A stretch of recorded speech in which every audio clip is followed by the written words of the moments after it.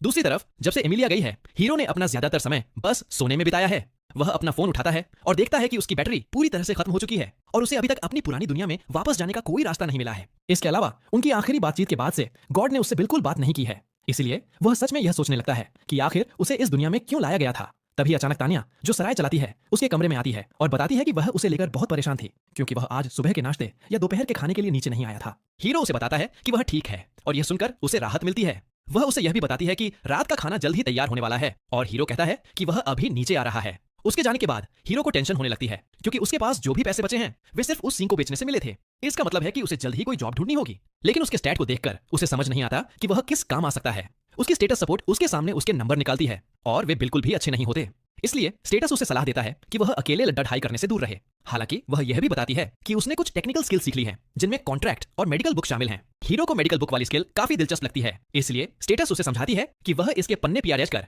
इसमें से ज्ञान हासिल कर सकता है। वह उसे यह भी सलाह देती है कि अगर वह एक ऊंचे लेवल पर पहुंचना चाहता है तो उसे इसका एक एक पन्ना पिघलना होगा, लेकिन वह उसे चेतावनी भी देती है कि एक बार पिघलना शुरू करने के बाद वह उसे बीच में नहीं छोड़ दिया सकता। हीरो पहले तो इस शर्त से थोड़ा हैरान होता है, लेकिन फिर भी वह इसे करने का फैसला करता है। मेडिकल बुक को पढ़ना शुरू होता है और अचानक ज्ञान तेजी से हीरो के दिमाग में भरने लगता है, जिससे वह एकदम घबरा जाता है। इसी बीच इवॉल और एमिलिया एल्फ काउंटी की तरफ अपना सफर जारी रखती हैं। एमिलिया इवॉल को बताती है कि वह हीरो के बारे में सोचना बंद नहीं कर पा रही है और उसे इस बात की चिंता है कि क्या वह ठीक होगा। इवॉल को लगता है कि इसका मतलब उसे हीरो से प्यार हो गया है, पर एमिलिया तुरंत इस बात को खारिज कर देती है और कहती है कि वह उससे बस अभी मिली है और वह उससे करीब 40 साल छोटा है। तभी आगे से एक नौकरानी एमिलिया को आवाज लगाती है और जैसे ही एमिलिया उसे देखती है वह दौड़कर उसे गले लगा लेती है। एमिलिया इवॉल को बताती है कि यह स्टालिया है जो उनकी हेड नौकरानी है। फिर एमिलिया स्टालिया से इवॉल की पहचान करवाती है और इवॉल एक्साइटेड होकर एमिलिया से उसके साथ एक पार्टी बनाने के लिए कहती है। अपनी सबसे पहली पार्टी की रिक्वेस्ट सुनकर एमिलिया की आंखें चमक उठती हैं, लेकिन स्टालिया इस बात से बिल्कुल भी खुश नहीं दिखती। कुछ दिनों बाद हमारा हीरो आखिरकार मेडिकल बुक का सारा ज्ञान हासिल कर लेता है। भले ही वह पूरी तरह से थका हुआ लग रहा था,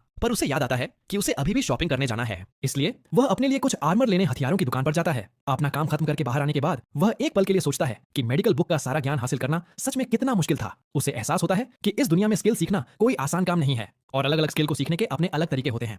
उसे इस बात की भी अहमियत समझ आती है कि अगर उसकी स्टेटस सपोर्ट उसके साथ नहीं होती तो वह कितना भटक गया होता। इसलिए वह तय करता है कि वह उसे सिर्फ अपना स्टेटस कहकर नहीं बुला सकता और उसे सापो नाम देता है क्योंकि यह बोलने में बहुत आसान है। जब वह काम की तलाश में गिल्ड पहुंचता है तो एक बुरी तरह से घायल एडवेंचरर को अंदर लाया जाता है। जब हीरो उसे ध्यान से देखता है तो उसे पता चलता है कि यह वही आदमी है जिससे वह उस दिन टकराया था। उसका साथी घबराते हुए चिल्लाता है और कहता है कि उस पर एक सिल्वर रूबी वुल्फ ने अटैक किया था। उसे पक्का यकीन है कि डिलियर्ड उसका खून बहना रोक सकता है, लेकिन तभी दोनों फर्श पर गिर जाते हैं जिससे घायल आदमी के पैर से फिर से खून बहना शुरू हो जाता है। जूएल उन्हें बताती है कि डिलियर्ड अभी शहर में नहीं है, लेकिन वे उस पर किसी और तरह का हीलिंग मैजिक आजमा सकते हैं। उसके साथियों को नहीं लगता कि इससे कोई फायदा होगा क्योंकि वे पहले ही सब कुछ आजमा चुके हैं जो उन्हें समझ आया था।